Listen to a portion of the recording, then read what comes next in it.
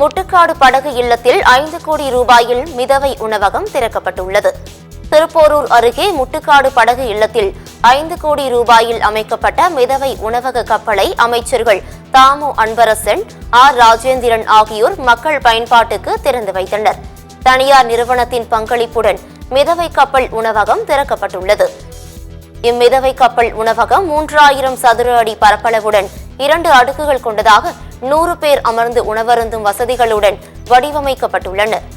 மேலும் கருத்தரங்குகள், அலுவலக கூட்டங்கள், பிறந்தநாள் கொண்டாட்டங்கள், கேளிக்கை விருந்துகள் போன்ற நிகழ்ச்சிகள் நடத்த ஏதுவாக வடிவமைக்கப்பட்டுள்ளது.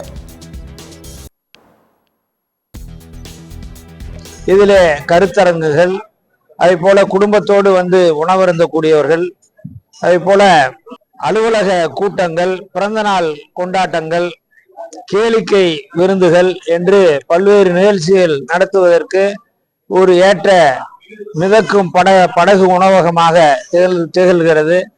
இது சிறப்பான வகையிலே 5 கோடி ரூபாய் மதிப்பீட்டிலே இந்த உணவகம் தொடங்கப்பட்டிருக்கிறது. இதுதான் முதல் மிதக்கும் படகு உணவகம்.